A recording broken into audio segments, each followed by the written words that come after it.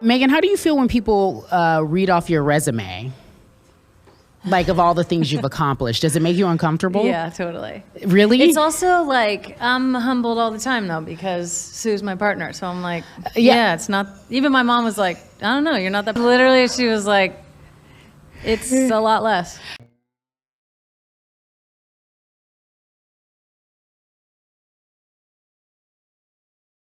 So I need it. I stay humbled. Okay. I can get a big head. So. I'm going to read a few things and you all tell me if it's a lot less.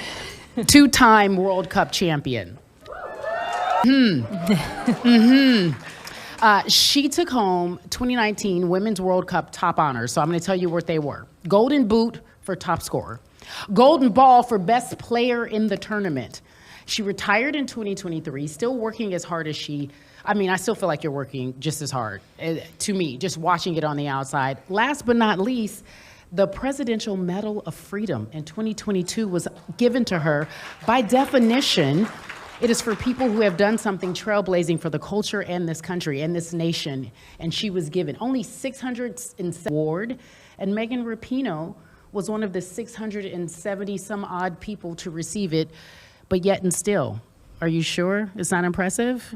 Thankful. I feel like I got under the wire on that one. You know what I'm saying? Had to get in while it was still available to me. And I know everyone knows that you've had such a storied career and very decorated, but I'd like to, if you all don't mind, I'd like to go back to where she grew up and who she is and how we know this woman today. So from my understanding, you grew up outside of Redding, California. Where is that for the folks? California. And they're like, okay, cool, San Francisco. And I'm like, it's not even close to that either. Yeah. It's just up there. It's nice. It's beautiful, beautiful lakes, really like kind of calm, small town. A poppy. Okay. You have a twin sister. Does everyone know that she has a twin sister? Did anybody? No, good. That's great. I feel like I'm breaking news here. She's approximately 11 minutes older than you? Yeah. Like, she made it. Does she act like an older sister? Yeah, really? For sure. Yeah, she loves a Debo, you know? Loves to make sure I'm staying grounded. You both grew up playing soccer, and I wonder that when you were growing up, did you imagine that soccer could be a viable professional career for you?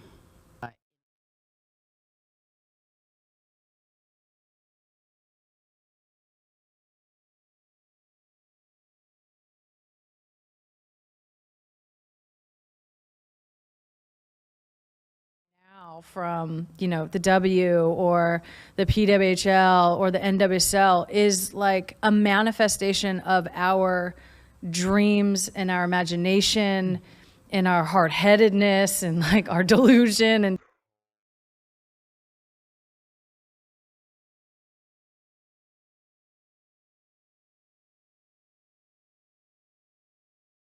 what we know now as a boom. Every adjective I believe you use is arguably something that a starving artist would use. I'm good, it's here, I'm delusional, I believe, I see, I'm striving to be better. And what we have tried to do at Art Arena is really truly highlight that. We're like suing our boss, like, I don't really want to do this. But we were the ones that were like, we got you. Like, we're not going to put anyone in a position where we can't protect them or, the team's performance, honestly, in the end, was able to kind of protect everyone. But we definitely had some blinking moments in the back where we were like, oh my God, is this the right thing? Like, I don't know if we should really do this, but we're going to do it. Because you didn't have a choice. We didn't have a choice, yeah. Fake till you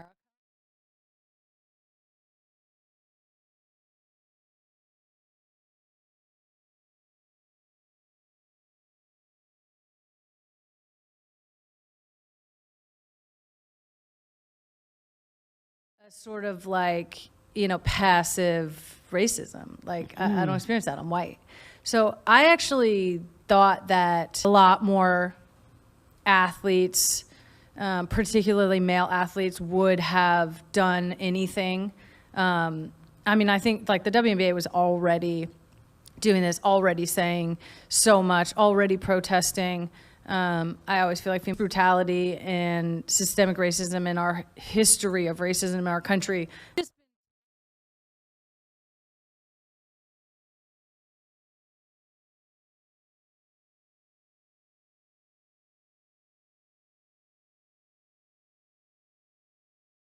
So we got nervous. I mean, I was casual, but I took him down, But I can't go hard at a 9-year-old. I was respectful, but I obviously won the argument. But I was like, oh, like your dad's Sir. Have you guys heard of her? You heard of her, Sue Bird? And I think that.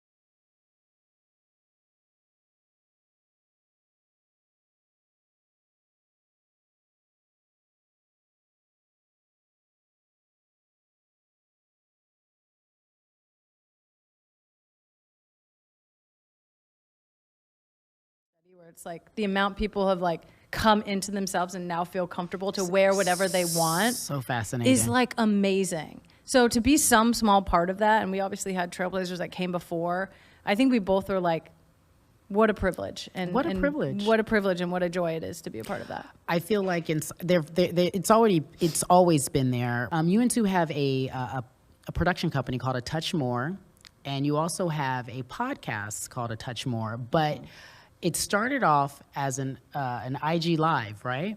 Yeah. Was it during COVID or a little after COVID? Yeah, right during. Us talking to them through a tiny little phone screen. I know, the like narcissism, and we're like, we're going to give the people what they want. But we did it to just like pop on. We did it on Saturday nights. All of them were alcohol fueled.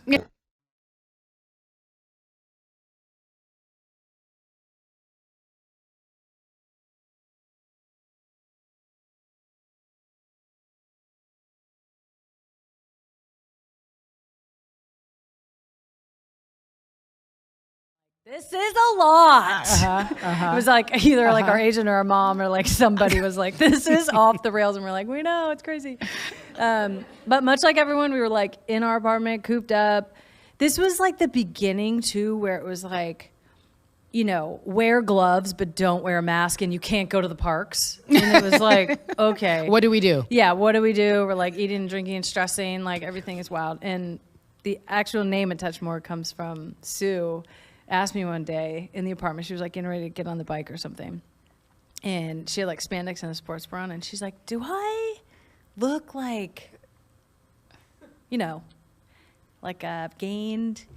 And I was like, I don't know. I'm like, maybe like a touch more. Just like that. And she was like, wrong answer. Wrong answer. And I was like, damn it. You're like... I was like, that was a test, and I absolutely failed. Yeah. And so then it just kind of became like this. Still consume it. When you all decided to do this podcast, what did you want to give the people? Outside of what you just said. You go, I just want to give it some nuance. You're giving more than nuance. You're talking about your relationship. You guys have a great... segment about bickering, which I love. Lack of understanding.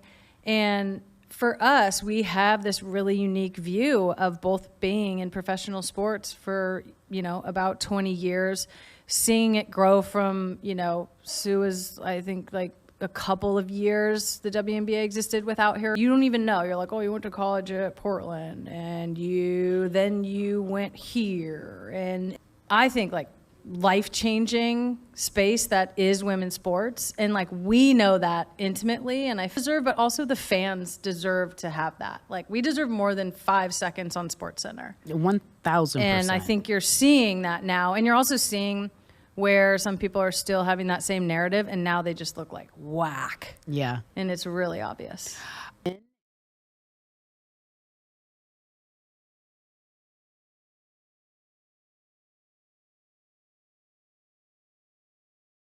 Inception, maybe during important moments, perhaps the finals, whatever it may be, a couple of moments here and there.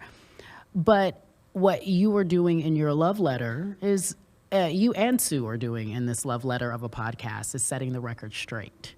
And I am trying to do a lot better job of just like giving the alternative. Like you were saying, it's art. Like if people want to have that version of women's sports, like great, I guess. Sucks, but okay. Yeah. But if you want a different version of that, like we can provide that. And I think just provide a lot more like actual information. I think podcasts on just women's sports. Sam Ewis has an amazing podcast, The Women's Game. Like, we're just offering a lot more real information about what's actually happening in women's sports that I think is actually resonating with the fans, because it's in line with their experience of watching a game, going to a game. Correct. I feel like a lot of times there's wild narratives or negative.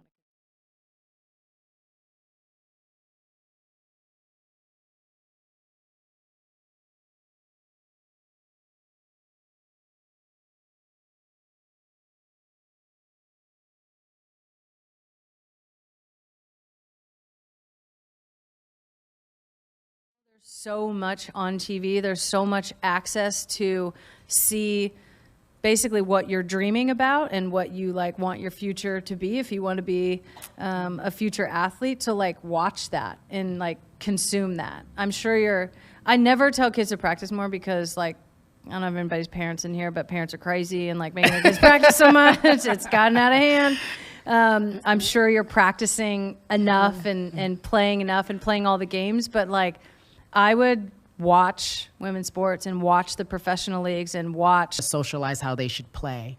As you mentioned, a lot of new fans, and they're like, I've never seen anybody do what so-and-so did. And it's always going to be an issue when Caitlin and Angel Reese play each other, Caitlin Clark and Angel Reese. They're fighting, and there was no outrage.